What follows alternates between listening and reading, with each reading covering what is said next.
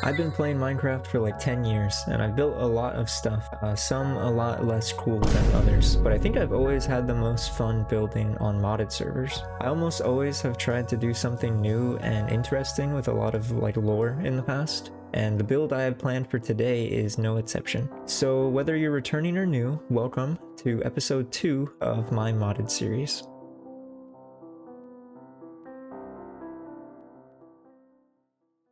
With my storage taken care of from last episode, I had grand ideas of a true home I wanted to actualize, as well as a cute little bridge to go with it. But before getting started on that, Ian wanted to take me on a quick adventure. By cramming ourselves into a bee's nest, we entered the Bumble Zone, a huge bee dimension filled with all sorts of bee-themed things. Ian, ever the tour guide, showed me around the sweet and waxy landscape. We passed through a very pretty pollinated field and then ran into some super cute honey slime. We then made it to a floral meadows biome and found an interesting altar thing. I plucked one of the flower crowns off of the middle pillar and immediately put it on, inadvertently making me a bee magnet. The mod includes a huge story-driven questline, but that will have to wait for another day. We dug our way out of the nest, and I looked around Pat's new and improved expanded spruce cube for a bit as he showed me some of his new spells he's unlocked.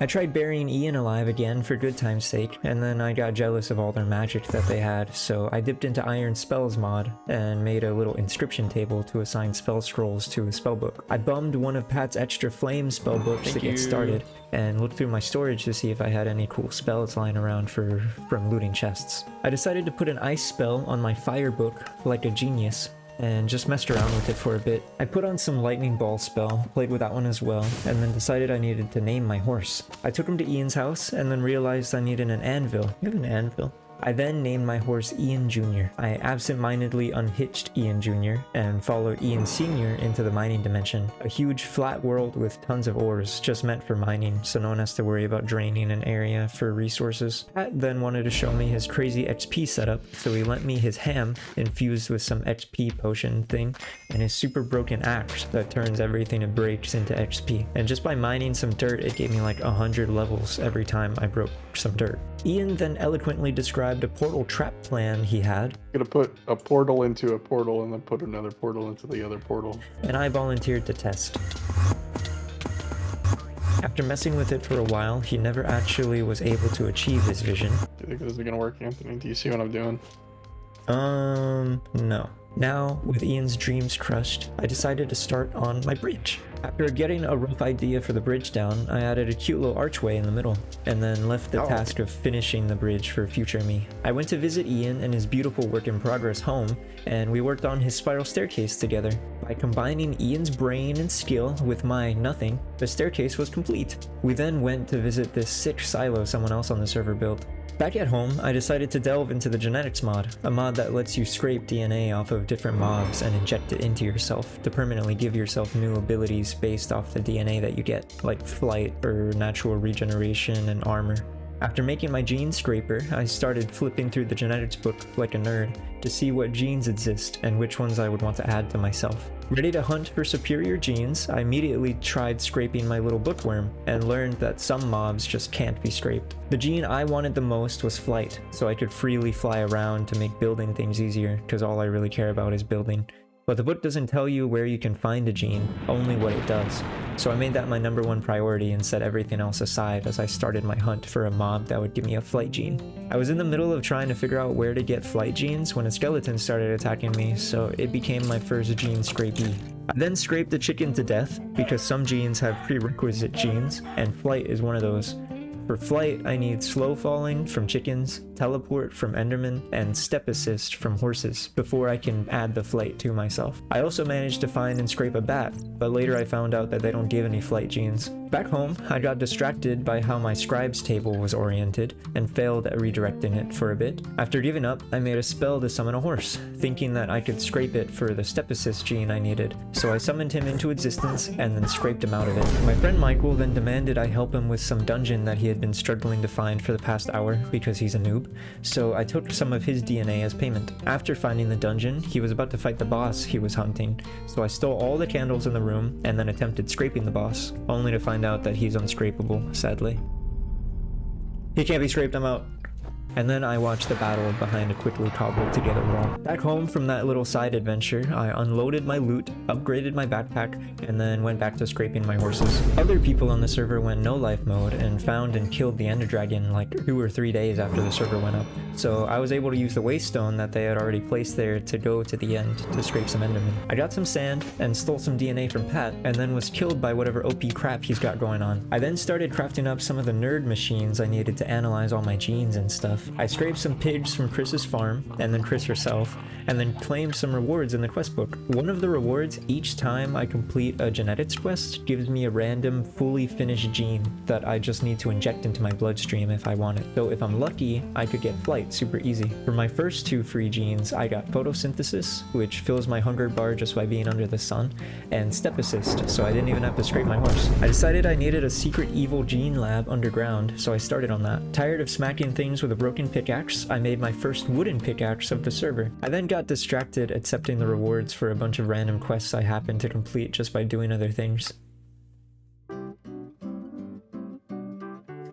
Several days passed by, and I had gotten carried away, scraping everything that had crossed my path. My lab, which was an extremely lazy hole in the ground, was all set up and all function and no form. And I had managed to create nearly every gene I wanted to add to myself, including flight, which I actually got from the quest rewards for free. Now all that was left was to add them all to my syringe and inject them into me to be permanently genetically modified. I started loading all the genes into my syringe, with the exception of flight, because I just wanted to make extra sure that I had all the prerequisites first so I didn't lose the flight, and then I injected myself. The cold and modified blood made its way into my body, giving me all sorts of new abilities and resistances. When I realized that I had lost the photosynthesis gene, I added, because it had a prerequisite that I didn't even know about and wasn't in me already. I checked my genes to make sure I had the flight prerequisites because I didn't want to lose it like I did lose the photosynthesis. And then I got the flight gene ready to inject. I checked one last time and then injected myself. And now I had flight,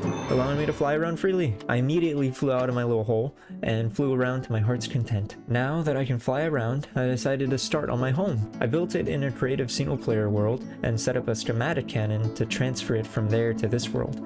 All I have to do is provide it with the materials. I was about to start collecting all the materials I needed, but got distracted by Ian showing me his cool new lights you can turn on and off in his house. That's so cool. That is so cool. He then showed me all the nerd stone he set up behind the scenes for it and explained it to me as it all went over my head. I then decided if I was going to gather a bunch of materials for my house, I better get started with some sort of custom tools first. So I dipped into Silent Gear, a mod that allows you to make your tools part by part, giving you a ton of flexibility in what exactly you want to make. So I did a bunch of reading like a nerd and then hastily put together a temporary little tinkering area for my tools and stuff. I then got overwhelmed by all of my options for making a tool, so I decided to just go get some stuff for my house anyways, and might have gotten distracted and just started exploring and mining instead. Back home, I decided to just make a paxel, which is like a pickaxe, axe, and shovel all in one, made out of crimson iron, because it's strong and looks pretty, and because I can replace the parts with whatever better materials I get my hands on later. I set out all of my copper to oxidize the regular way like a chump, because I couldn't find a better and faster way to do it. And then while I was making a pick with silk touch on it, Chris went full nerd mode. Do I need an electrolytic separator? Nerd. I then found and gathered some skulk while pissing my pants at the mere thought of a warden spawning, and went home and collected some of my now oxidized copper. There's like 5 seconds between these clips, but it took like 2 real-life days for all of it to oxidize. I then decided to finish the bridge so my house would look extra nice and pretty when it was all done, and with my bridge all done and awesome, ignore the water, it just does that, I could finally get my house started. But first I had to put this weird jelly baby thing on display. I then hit start on the cannon, and it did its thing. I found a nice spot on top of a tree to roleplay a camera to get some cool footage of it being built. I think this turned out to be one of my favorite builds I've ever done. I'm very inspired by high fantasy and gothic architecture, like in general, so I tend to build with elements of both, but I think this might be one of my favorite builds that draws from those two genres the most. I wanted to do something that feels like ancient, mysterious, and abandoned. Something that doesn't seem evil in all of the stereotypical and typical iconographic ways, but has some sort of eerie and or off feeling. My headcanon is that it's some sort of temple or library for some sort of ancient cult obsessed with good or light, which is supposed to be a good thing, you know, like opposite of evil, good, light. But they take it to some sort of extreme where it's kind of just like, whoa, dude, that's definitely not good. Anyways, that's my headcanon, and this is the build. I think it's super cool. I really love it, and I wanted to stay very white and colorless for it to help push that like moral ambiguity behind the lore, with the exception of the roof being that tealish color, because 1, it's pretty, and 2, it's a very fantasy color, and 3, it's symbolically ambiguous in that it can be interpreted as like corrupt or evil, as well as good and nice. I also really enjoyed using limestone at the top of the gradient. It adds like a perfect old grimy feel.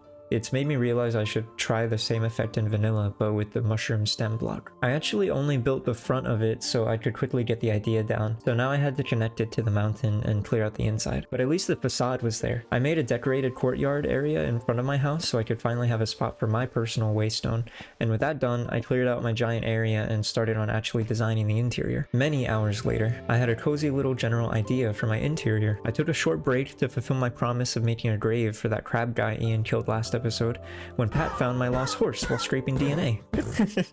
This isn't my horse. Who's this idiot? Hello. Where's his saddle and his armor? I forsake him. It's not mine. Although no saddle or armor, he clearly was not my horse. Back on my mission, I finished up the grave, and Ian came to pay his respects. Oh, I love it, dude. It's so good. We get some flowers for it. Father, philanthropist, playboy. After the funeral, I worked on my interior some more and set up 10 bookworms to work in the library. Having more doesn't make anything go faster or anything, I just thought it would look cool, but I hadn't anticipated how uncool it would look since they all get their pathfinding caught on some random block like every 10 minutes.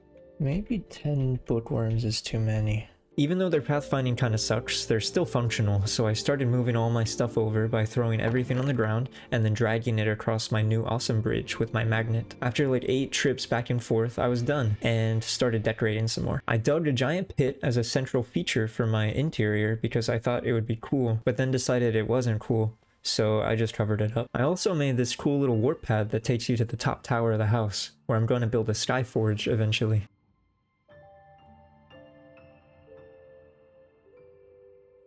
I logged on the next day to find a gargantuan man named Fernando in my freshly decorated interior. With him was a box of his most prized possessions and a note explaining his presence. What the fuck? What a hottie. I knew it was Ian behind this scheme, but he continuously denied it and insisted it was my parents' doing, as stated in the note. Dear Anthony, we were going on an impromptu swinger cruise around the world as a last-ditch effort to keep our relationship together. We were going to send your younger brother Fernando to military school, but he begged to be able to stay with you. He's quite picky with what he eats ever since his stomach removal surgery. He is on a strict diet of stuffed pumpkins. When feeding him, you will need to insert them into his detached stomach. It may be a good idea to set up an automated solution for creating the stuffed pumpkins, as he is a growing boy whose appetite grows just as fast. If you can't look after him, we understand. Just please ship him off to the Queen Victoria Military School. Be gentle with him, he's going through a lot. Love, Mom and Dad. Your mom and dad. Oh, Dropping right. off your big brother, Fernando. Little brother, actually. Oh, your little brother. See, I don't know. When did my parents get back together? Does he not move? Yeah, he's not gonna move. I then knew I had to shift all of my focus towards caring for Fernando, so I started up a stream with that as the goal. I think that the goal is going to be to build this hallway and then build a room. I'm thinking first room on the left, that's Fernando's. I came up with a plan for what I had to do so he's not ruining my carefully crafted ambience in the... Why'd I say it like that? So he's not ruining my carefully crafted ambience. Can I not say words? Ambience. So he's not ruining my carefully crafted ambience in my foyer. And second, I have to set him up with a ton of stuffed pumpkins so he doesn't starve to death. While attempting to blend the floor patterns at the threshold of this new hallway, I was hoping to have a stroke of genius, but failed. Why can I not stroke my genius right now? I cannot stroke my genius right now. My genius is unstrokable, so I'm leaving it like this. I'll come back to it later. With an unstrokable genius, I began working on the pillars and then immediately changed my mind and decided to expand the hallway instead. Okay, it's time for the thing I'm not very good at. I have to think again. Oh, I thought easy. I thought so easy. It's done. I gotta deposit these items. Ian's gonna yell at me for lagging the server.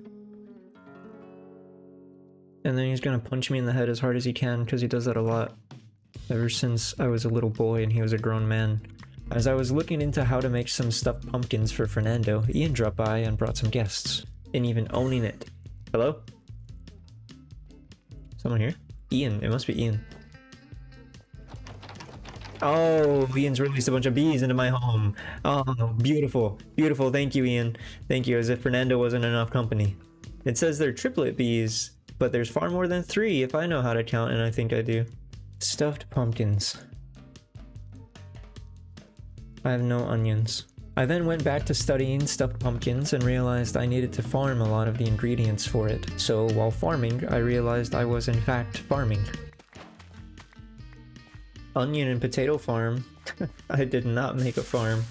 Okay, well, technically, I did, I guess. I had everything I needed now, so I started stuffing the pumpkins and got back to work on the hallway Fernando's room would be in. With the hallway practically complete, I finally started on Fernando's room. I dug out a decent area and then decided I'd finish it later, but for now I'd at least put Fernando in there. Get in here. Perfect. After the stream, I took a break and did some adventuring and looting in the nether, and then decided to work on my actual storage system. The bookworms are super cool and cute, but I can't do any nerd stuff with them, and I kinda need to do nerd stuff, unfortunately, so that I can have super awesome things. And for my primary storage, I'm going to replace them with an applied energistic system. Anyone who doesn't know the mod, it's a big logistical tech mod that lets you store your items as digital data on hard drives, basically. And it has a ton of potential with setting up a lot of automation and really cool nerd stuff. Mod is a little complicated to set up and a little grindy to get going, so I basically just started going through the quest book and grinding away. I cleared out a room across from Fernando's to chuck everything down in. After finishing the room, I found out about this weird little pocket dimension cube block that you can kind of just go in and out of. I knew this would be useful for some farms in the future, so I set it aside for now. I then decided to fight the Wither in the mining dimension just so I could have another star, but also so I could progress to the next difficulty level in the pack. I used my newly earned nether star to make a colossal compact machine, which is basically just a bigger pocket dimension cube like the one earlier, but I honestly don't know if I'll ever really need this huge one, so it might have just been a waste of a nether star. I also found out that not only would my bookworms pathfinding get stuck on a block sometimes, but that it was so bad that they somehow would end up outside and not be able to make their way back in. I genuinely have no idea how they're phasing through the blocks to end up outside like that. There's no holes or gaps anywhere that I could find that they would slip through. With my house now built and my bridge complete, I could not be happier with how they turned out. But between Fernando needing an infinite amount of stuffed pumpkins, my bookworms glitching out, and a skyforge that still needed to be built, I definitely still had my work cut out for me. Thank you so much for watching. I've been making videos for a while, but I've never really stayed too consistent with it, and so in a way this is kind of my first time really making videos like this. So I'm still trying to get a good hang and a good feel for things. So if you have any feedback, if there was anything that you liked or didn't like, I'd love to hear it. I'm still trying to figure out how I like working and how I like making these videos, so really any feedback would be appreciated. Anyways, thanks for watching. Bye!